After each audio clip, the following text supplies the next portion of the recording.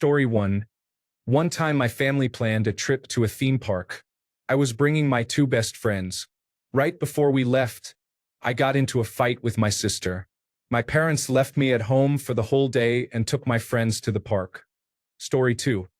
I can't pick between having my expensive external hard drive, full of pictures, videos, music, writing, and so on, smashed with a hammer in front of me, or being thrown out of the house in my pajamas with no phone, identification, cash, or anything and not knowing if I would ever be allowed back in. The latter happened multiple times. One time after kicking me out, they drove me to the police station and tried to accuse me of loitering or trespassing. The police were baffled and just told me to be a good kid and not get in trouble again. Another time, since I was also yelled at for wandering around after being kicked out, I slept on the porch using a hoodie as a pillow.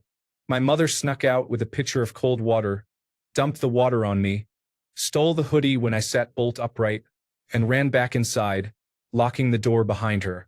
I was locked out for several hours after that. I was not a bad kid. I did not drink, smoke, do drugs, sneak out, bully, steal, or get into fights. I was a straight-A student involved in multiple extracurricular activities with no time for a social life. I was just undiagnosed autistic and had attention deficit hyperactivity disorder. I am now no longer in contact with my mother.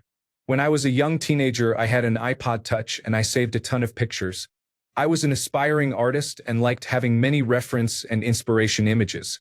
My mother decided to check how many pictures I had saved.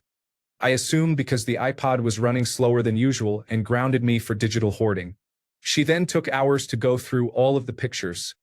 There were 14,000, and she deleted anything she thought was unworthy, leaving 144. Some of the pictures were anatomical references or tattoos on naked bodies, and I was punished harder for looking at pornography. This did nothing to help my digital hoarding. If anything, it made it worse. I still do not entirely grasp how she thought my saving pictures affected her in any way. She did not use my iPod. She had her own newer one. The punishment was very traumatizing and humiliating.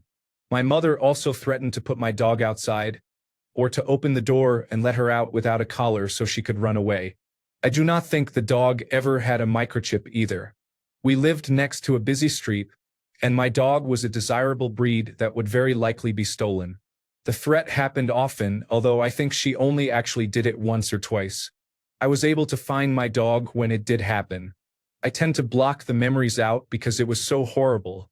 I have no memory of what I did to warrant that kind of punishment. Story 3.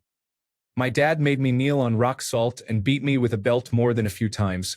He once smacked my mouth so hard that my lips split and bled. As a result, I grew up terrified of making mistakes, very indecisive and prone to overthinking, because I feel that everything I do is wrong or will have terrible consequences. I am in my late 30s now, and sometimes this is still the case. Story 4. Of the many punishments, I have to say my dad made me drink liquid soap for cursing. When I was throwing up behind my bed, bubbles came out and floated in the air. I never stopped cursing. Story 5. Reading these comments made me realize my parents did not hold back on punishment. I was routinely hit with wooden paddles that often broke. I was sent to bed without meals. All my books were taken away. My favorite objects, anything with perceived sentimental value, were thrown away. Worst of all, it was recorded with a camcorder and used to humiliate me in front of extended family and friends. Looking back, I was a good child. Most of my punishments were for talking back, which usually meant I questioned my parents' authority. I never stole, snuck out, or did drugs. I was a good student and an honest child. Story 6. I lived in my books as a teenager. I was grounded for 3 weeks and restricted to reading only the Bible or the dictionary. I now have an excellent vocabulary. Story 7. This post is not even an hour old, and I am amazed at how cruel these are. There is a difference between punishing a child for doing something wrong and straight-up abuse. Story 8. When I was 4 and my brother was 3, my dad squeezed our fingers with a pair of pliers because he thought we had broken something. Story 9. When I was a child, my mother and grandmother would tie my leg to the couch whenever I misbehaved. If I tried to move, they would hit or threaten me. The punishment usually lasted between 5 and 15 minutes. Felt like psychological torture. This was not the worst punishment I received. I had worse. Story 10. My parents got divorced when I was 9. About a year later, my father was dating a woman he was serious about and wanted my younger sister and me to meet. He advised that we not tell my mother about it. We were young and knew she was prone to explosions, so we agreed, which was stupid in hindsight. She found out. It was the beginning of the school year, and she had bought us new clothes. She took them all back to the store. Her friend had reported seeing us at McDonald's with my father's girlfriend. So my mother said we could not eat anything in the house that she had paid for, which was everything. I finally asked if my father could take us out because we were hungry. Her response was, "Why? So you can be with him and his whore?" I have learned since that my father and his girlfriend had no relationship before the divorce. She eventually called my father and had it out with him. He must have convinced her that we were innocent because she let up. I know my mother was hurt by my father's infidelity, which was not related to this girlfriend, but that is never a reason to take it out on your children. The only time in my life that I have wanted to be dead was during that period. My sister and I were just doing our best as children in a hopeless situation. Story 11. I needed to grow up very quickly at age 10 to be the glue that held everything together. Story 12. They abandoned my sister and me, so I guess that was the best and only punishment. Laughing out loud. Story 13. I think something was wrong with my dad. Normal people just don't get that angry. The worst thing he did was flip out over my messy room one day and throw all my toys, books, games, and other items, basically everything except clothes, into a pile in the backyard. I was forbidden to touch it and had to watch it be slowly destroyed by the weather before he finally hauled it away. Story 14. I was about to say I've never been punished, but I forgot that I actually experienced punishments in my childhood. Laughing out loud. Belt whipping, spanking, broomstick, and the big wooden spoon were common when I was a child. As a teenager, it was probably not showing up for my graduation. That one hurt more than the others. Story 15. Physical punishment. I was beaten with a leather belt that had metal armadillos and cows on it. The belt broke because I refused to wash the dishes. When I told the school counselor and they called Child Protective Services, my father accused me of treason. The time I was beaten with a leather whip for lying about needing money for ice cream hurt my feelings and came in a close second. The worst punishment, though, was when my grades were low. My parents took away all my compact discs and all my music. I am a singer and musician, so that hurt the most. I am still a singer. I even performed at Carnegie Hall with a prestigious choir. I was the first college graduate in my family. I earned a degree in music from a top 10 music school in the United States. But I have complex post-traumatic stress disorder and a host of other mental illnesses now. You win some, you lose some. Story 16. Not my parents, but my older brother.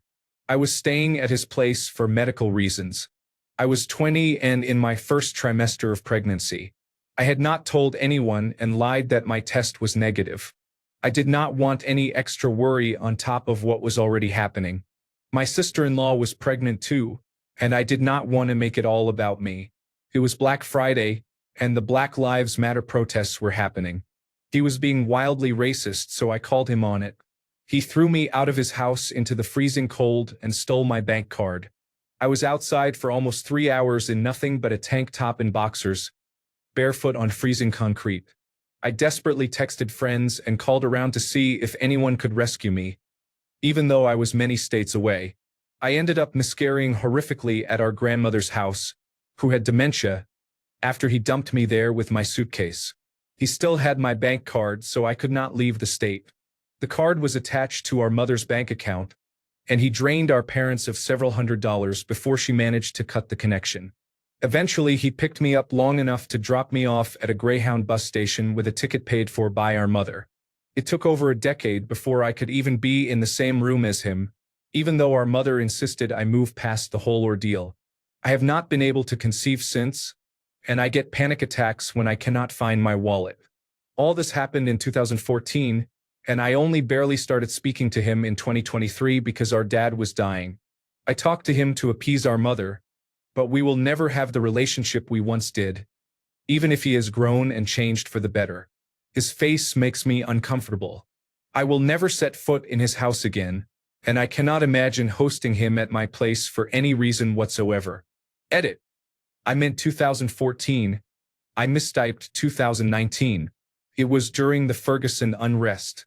He used to be a police officer, so when I say he was being racist, he was openly using the N-word around his very young boys.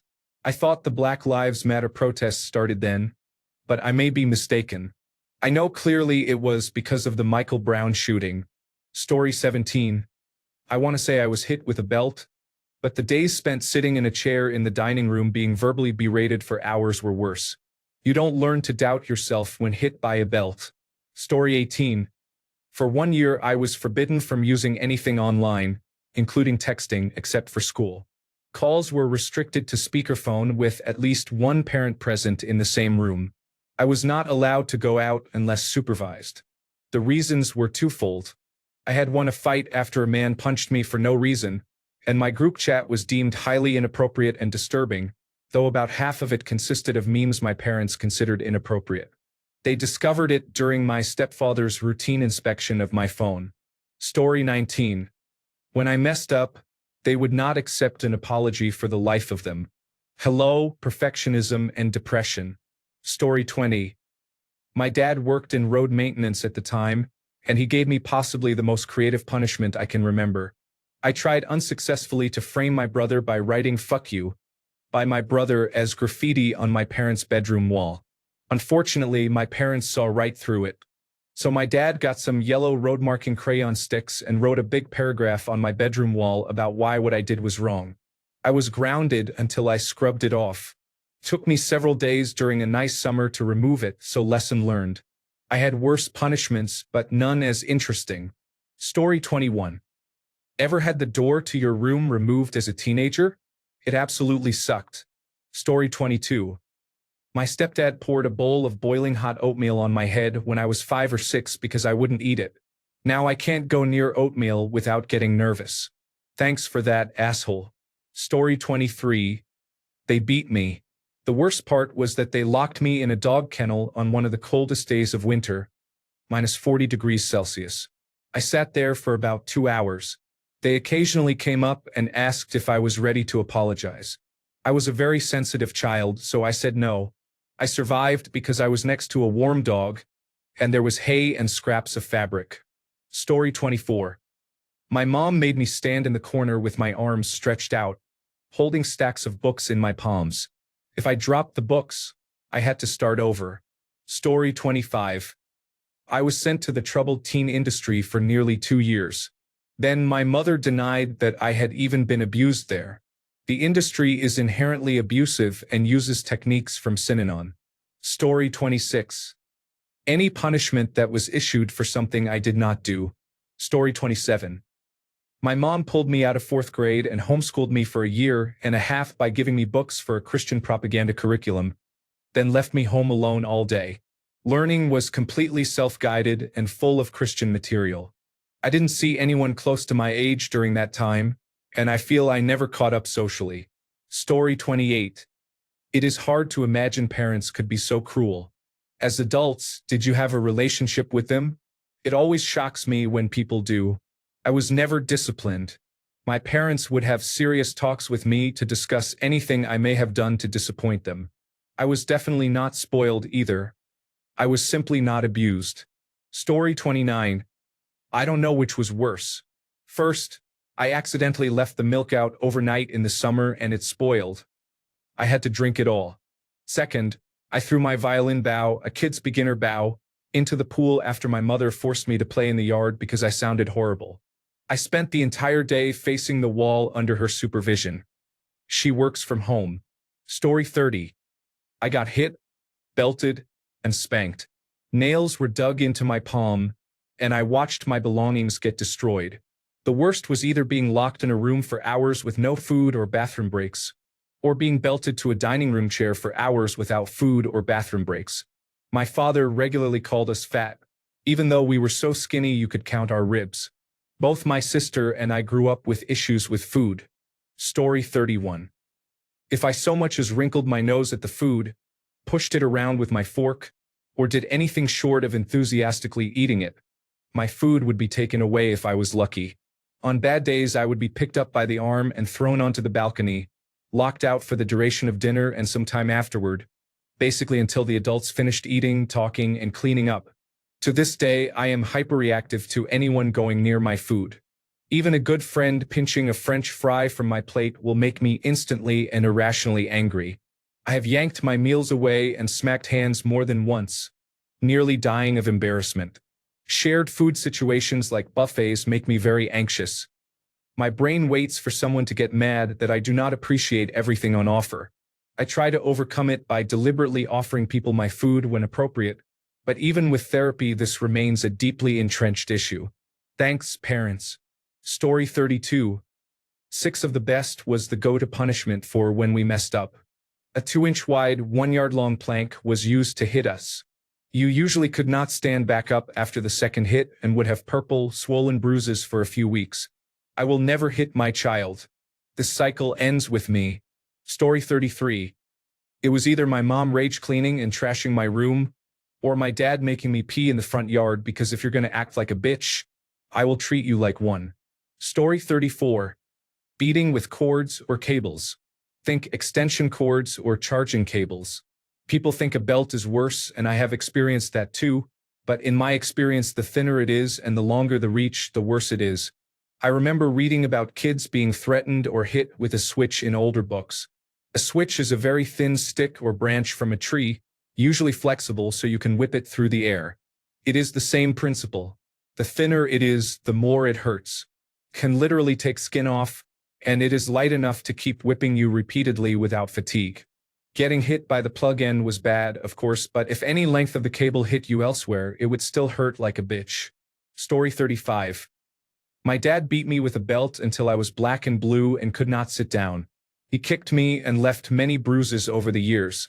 I tried to contact Childline, our United Kingdom's self-directed point of contact for child protective services, but my mum stopped me and told me it was selfish to call because it was my fault for being a bad kid and my sisters were happy at home.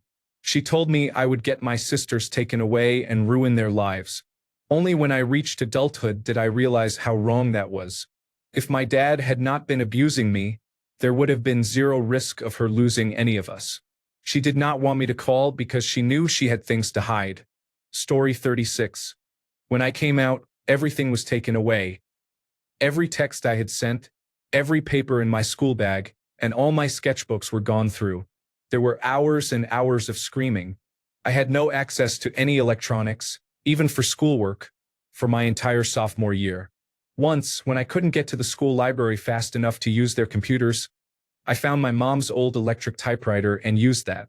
I'm autistic and a little slow, so when my teacher asked why I had brought in something typed on a typewriter, I told her the truth, and then I was screamed at for lying when my parents started getting concerned emails.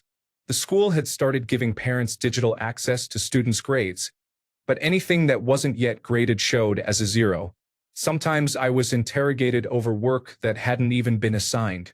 No answer was satisfactory, especially since I didn't know why. I just couldn't bring myself to do things. If I started crying, I was putting on a show, but if I held it together, I was a sociopath. I began wiping my electronics and hiding flash drives and hard drives in the attic above my room. I ended up developing a drug addiction and falling into abusive relationships in high school. My parents only found out about the abuse when I told them years later. They still don't know about the drug addiction, and they never will. I had a mental breakdown during my first year of community college and was making plans to leave home, and my mom found out.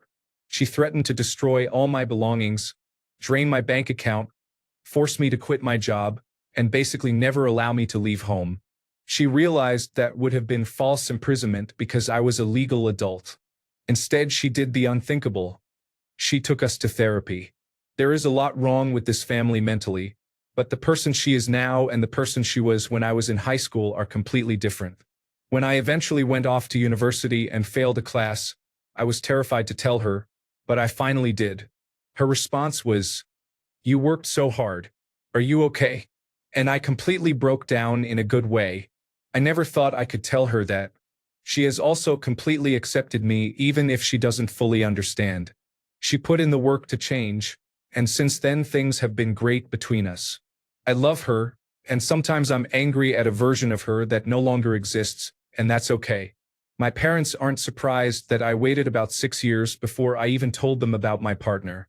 That's just kind of the consequence of all this, I guess. Story 37. She scolded me for hours, screaming, then ignored me for several days. Story 38. My mom hid my toys so she could punish me for losing them. Story 39. I had to quit the Girl Scouts as punishment for not cleaning my room. My mother thought I could rejoin the next year, but she didn't realize I couldn't stay in my troop because everyone moved up a level. As a result, I missed out on learning valuable skills. Story 40. I experienced homelessness as a young teenager. My mother did the same to my brother. When he tried to live with our sister, my mother claimed kidnapping and had the police drag him back home and throw him out again. The police told my sister she would be charged with a felony if we were found in her home. Story 41. By far, the worst is the silent treatment for extended periods. You begin to question whether you are loved, how quickly love can be taken from you, and whether you are worthy of love. It really messes you up. To this day, I cannot tolerate silence. Story 42. As a new mother and a human being, this thread is making me really sad. Story 43. I am so sorry to all of you who experienced the abuse you opened up about in this thread. I hope you have healed. Story 44. They took everything from my room, and I had to earn it all back one by one. Story 45.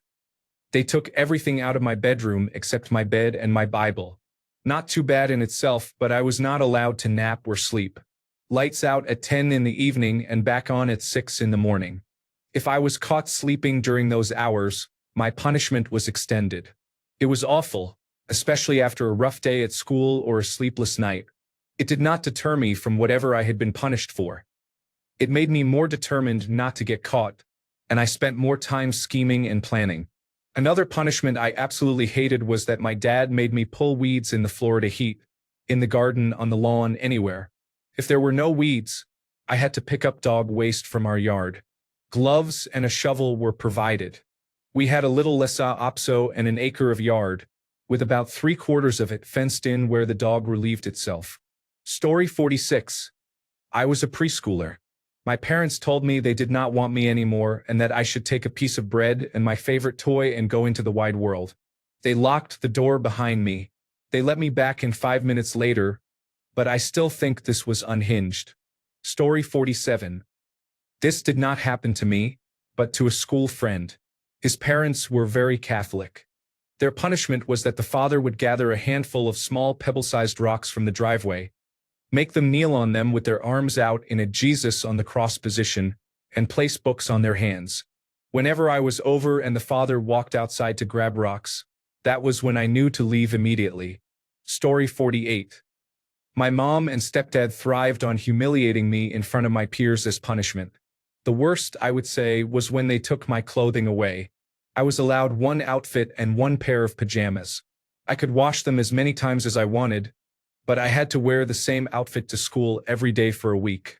Their goal was to make me a target at school. Now, as a mother myself, I could never intentionally harm my child's mental health like that. Story 49. It is my earliest memory. I must have been about 5 years old. I was playing with a neighbor girl down the street in her yard. For some reason, we ended up playing doctor and her mother caught us. She screamed that I was raping her daughter and that I was possessed by evil spirits and so on. My parents came to pick me up and told me I had been very bad and that I would have to be punished as an adult.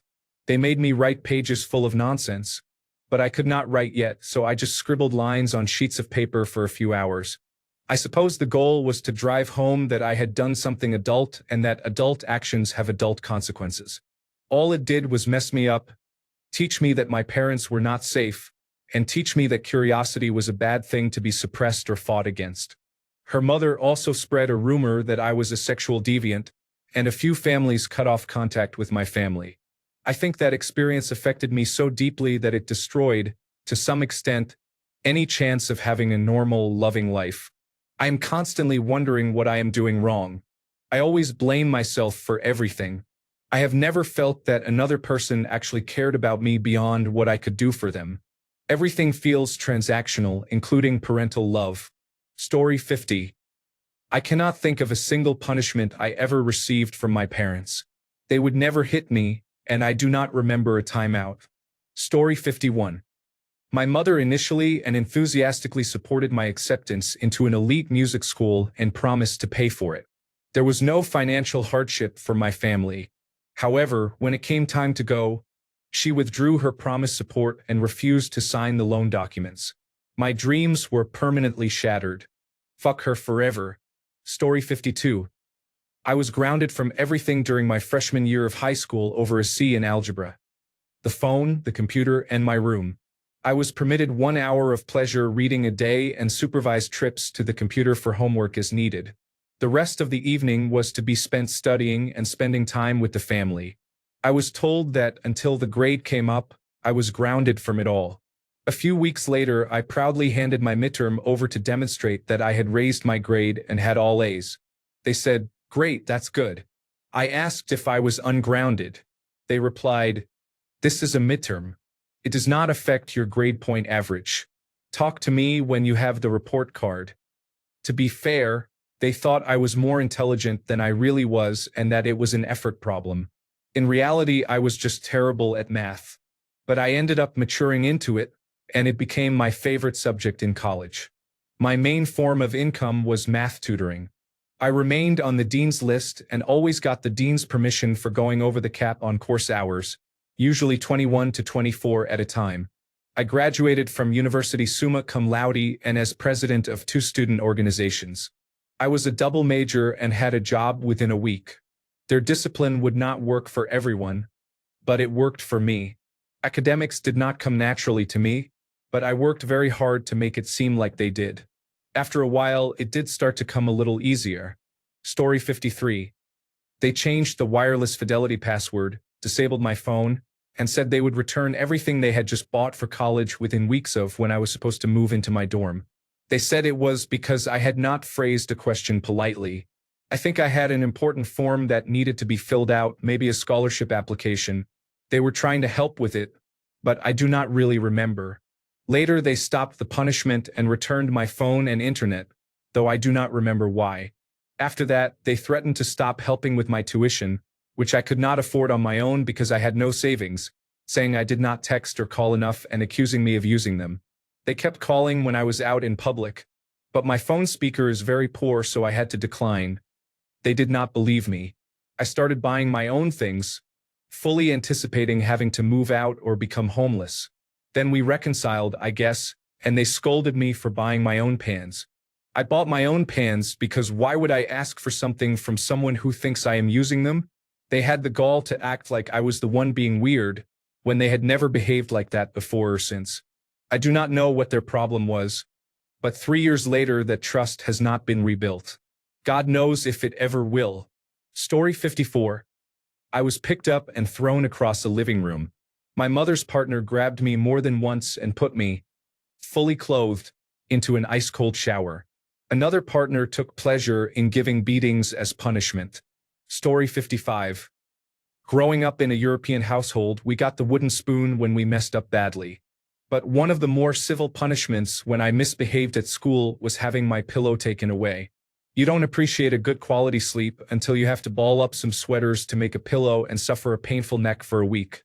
I probably would have preferred the wooden spoon and the bruise and to get it over with. We would not have dared to sneak a second pillow from anywhere in the house. Some tough love makes you grow up with respect. Unfortunately, some parents don't know when to stop when they see red. Story 56.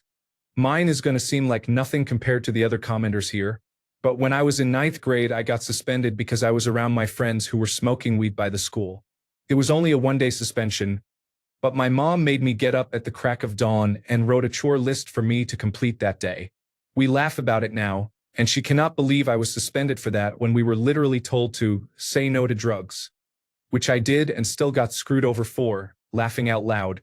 Story 57. He stopped talking to me. Even as a very small child, When I annoyed my father, he would withdraw and ignore me for hours. He never told me what I had done, so I could not change or improve. There was only silence. He would withhold food as well. Story 58. 8 years ago, I was grabbed by the throat and held in the air for a full minute. Don't worry. Everything is okay now. Story 59. He beat me with his belt until I bled. He locked us outside in our underwear in the winter. He threw rocks at us. He hit me once with a 2x4. He broke a hockey stick over my brother. Story 60. Probably not the worst one here. This is a random memory I had the other day. When I was about 10 years old, I was helping my dad and his girlfriend carry groceries into their second-floor apartment. I placed the groceries inside when my dad suddenly appeared and hit me in the living room. He said I had left the door open and that my little sister, who was 2, almost got out near the stairs. My dad was ahead of me and his girlfriend was behind me, which confused me. Now, as an adult, when this memory pops into my head, I think about what kind of pathetic man would blame a 10-year-old child. Story 61. My dad made me get out of my wheelchair and put my younger sibling in it. I cannot even remember what I did or any bad things I did, only how my parents reacted. I was being punished for something, probably something minor like speaking back or dropping my water bottle. It took a long time to get back to the house because I was in agony and could barely move. My dad stopped and waited while he yelled at me to hurry up. I remember asking him why he could not just slap me again, because that hurt less than making me walk. He never did it again because it took too long. Story 62. There were plenty of awful punishments, but one that still stings is when I asked my mother if we could spend some special time together like she did with my older siblings. She beat me, apparently for making her feel bad. The shame of being beaten on the street with people watching, all for asking politely to spend time together, still hurts. I do not understand how a mother could do that to her child. I have a couple of children of my own and cannot begin to imagine what could ever justify laying a hand on them, certainly not for asking for some love. Story 63. I was thrown out when I was 15. I became homeless and had to figure things out by myself. Story 64. I was beaten with a bat and sold at 15. My mother broke a wooden spoon over my buttocks when I was raped by my stepbrother. Story 65. There were beatings. It got to the point where I would do unpleasant things to improve his mood before I broke any bad news. I chose emotional trauma over physical harm. I got along much better with our grandparents. Their primary punishment was forced self-reflection on what I had done. Sometimes there would be a talk afterward. The part one feared most about letting them down was not the punishment, because they would not hurt me. It was the disappointed looks I would see when I had to tell them what I had done. It worked. I did not want to disappoint them, and it was a positive motivator. Story 66. Sorry, I cannot assist with content that sexualizes minors. When I was 12, my dad found a videotape in my room. As punishment, I had to sit and watch the entire movie with him. Back then, films were full productions with dialogue, so it ran about 1.5 hours. Story 67. My father was very creative with punishments. One time we had a bowl of fish rocks and he had a wooden plank he used to make us kneel on. He spread the fish rocks out and made us kneel on them with our foreheads against the wall and both arms raised holding books. If you dropped a book, he would not beat you, he would beat the one next to you. There were a lot of psychological games and constant uncertainty. To answer the question, of all the examples, this was probably the worst. My brother is 4 years younger than I am. He was small at the time and kept dropping his books because he was crying so hard and terrified. I remember it felt like an out-of-body experience. The more he beat me, the more numb and surreal it became. Story 68. Duct tape was wrapped around my head and over my mouth, and then my mother walked me through the neighborhood for everyone to see. I do not even remember exactly what the supposed crime was, but I assume it involved me saying something she did not like. It did not even hurt. Removing the tape from my hair was unpleasant. The fact that so many people saw and nobody cared was shocking. She also threw out all my drawings and paintings and the supplies for them when I turned 18, saying it was time for me to grow up and stop doing that. I have not drawn or painted since. Story 69. I come from a fishing family. One day, a few kilometers from shore, I was shoved into the sea and told to make my own way home. Story 70. Coming between my boyfriend and me and being generally hateful toward him. Story 71. I remember being grounded. This was before cell phones, the internet, and cable television, so being stuck inside, especially in the summer, was particularly brutal for a kid in the 1970s and early 1980s. Generally, it would take a day or two for her to get so annoyed with us that she'd kick us out. I was rarely spanked, and that was whatever. My ass hurt for a few minutes, but at least I wasn't grounded. Story 72. During the pandemic, I had no electronics for 6 months. My grades suffered because I was deeply depressed and did not care. Losing my only way to interact with people outside my family made the pandemic especially horrible for me. Story 73. There was one time when I was in 6th or 7th grade and I left my clarinet at school. I was supposed to bring it home every day, but I walked a mile and a half and the school allowed us to leave instruments in the band room. It was a ridiculous rule and my father had a different rule. No one else I knew had to bring their instrument home every day. That day, he saw me coming up toward the house without my clarinet. He kicked me up the sidewalk and into the open front door. My mother was in bed because she was sick. I ran down the hallway into her room and told her he had been kicking me. He followed me into the room. During the yelling and screaming, in self-defense, I backed him into a corner and kicked him. I wasn't aiming, but my foot found the exact place it needed to. That was the last time he ever touched me violently. My father drank and became violent. I think fighting back stopped him from doing that again. Story 74.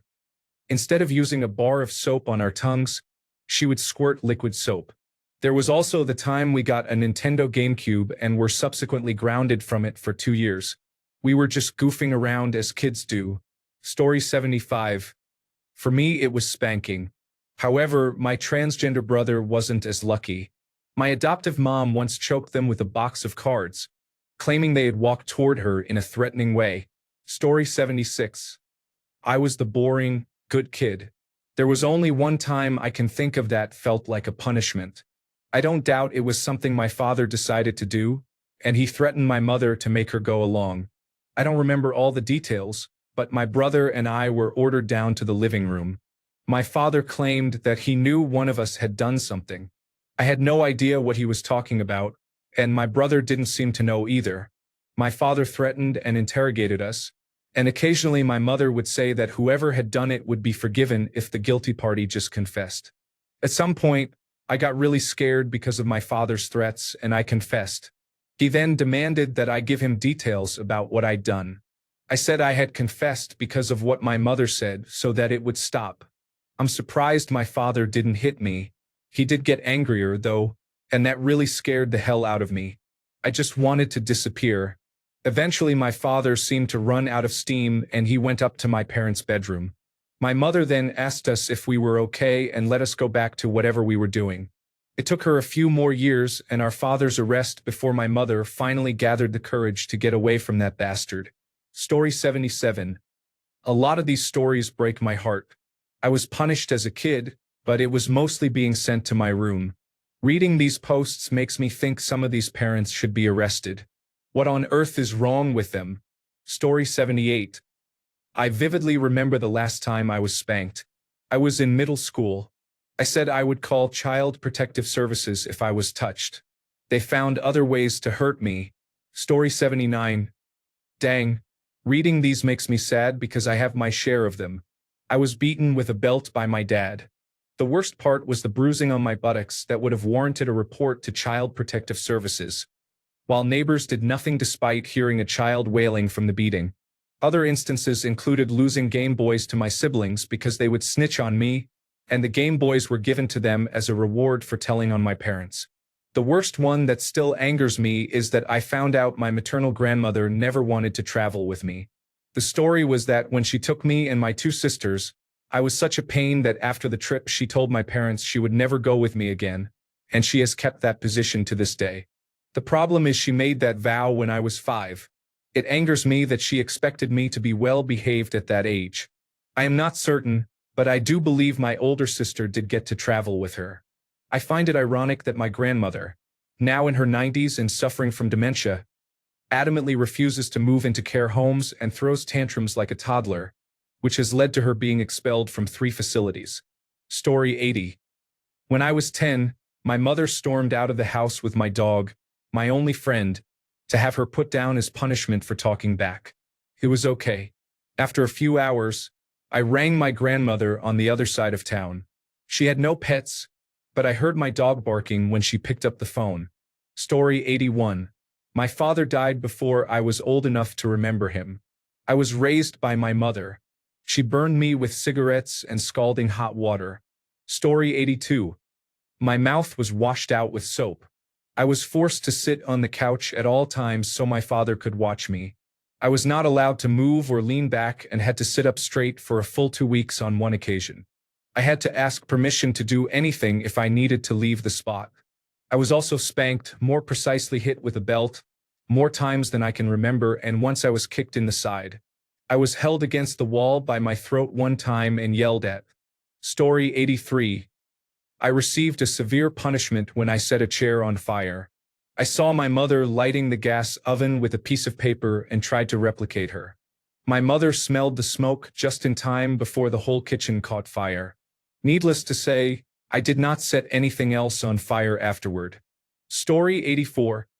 On the first day of kindergarten, my teacher called my parents to express concerns about my acting out. My stepmother said she would call the next day after school and that if the teacher said I had not taken her first warning seriously, she would beat me with a crocodile skin belt every day of the school year. She was not joking. I came home every day in 2000 to a beating. Story 85. My oldest sister told my mom that I was too fat.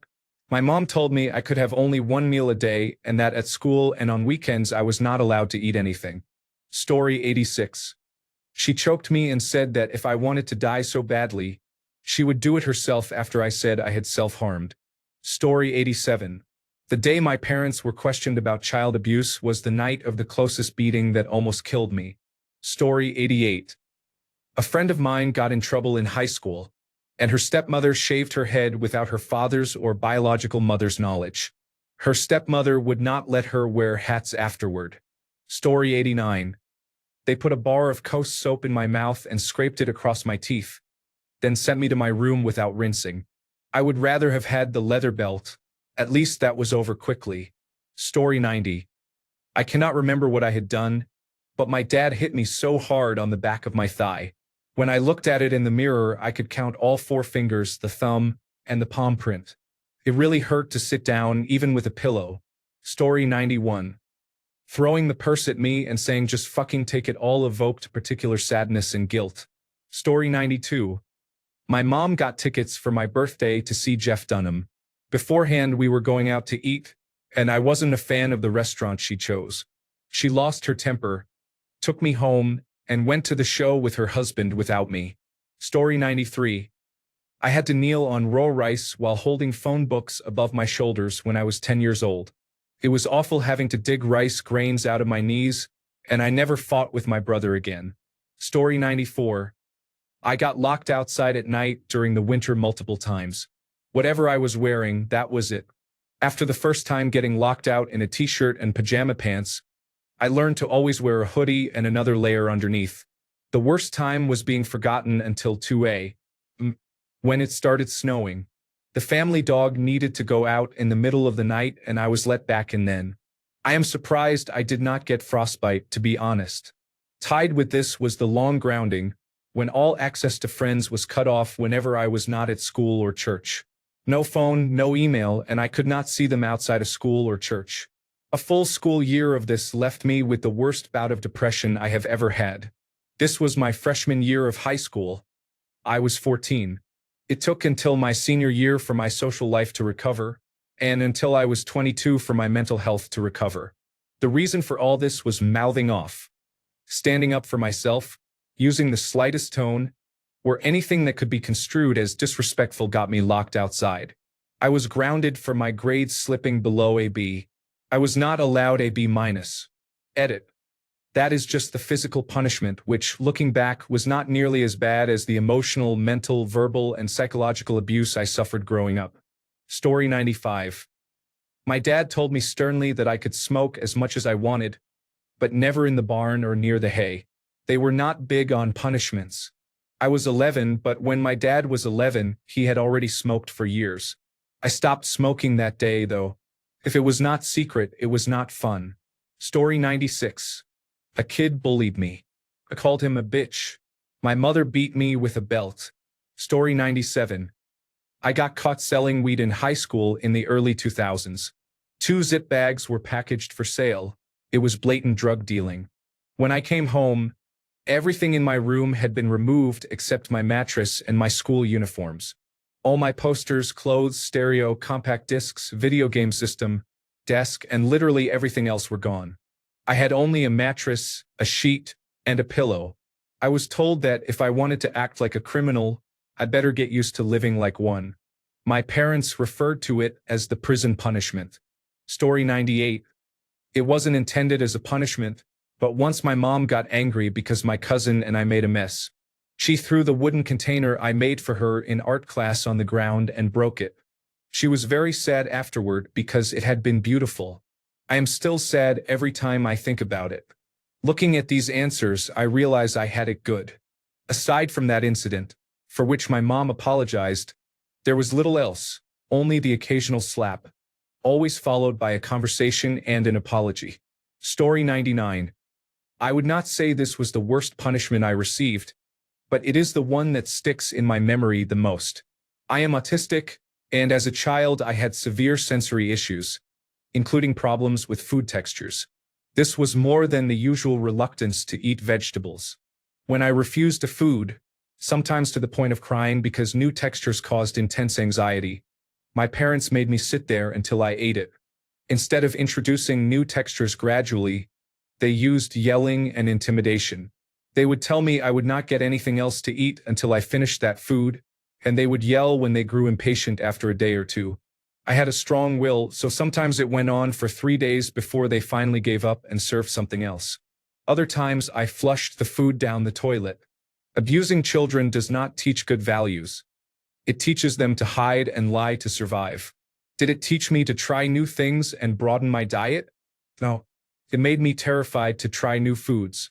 Today there are certain foods I cannot eat, not only because of the texture but because of the trauma associated with those experiences. Story 100. There were plenty of incidents. They made me sleep outside because I did not send a message. They called someone out during an argument and watched as the person they brought beat me up. It was nonsense. Thanks a bunch for sticking around till the end of the video. Remember to subscribe, and until next time, stay awesome and goodbye.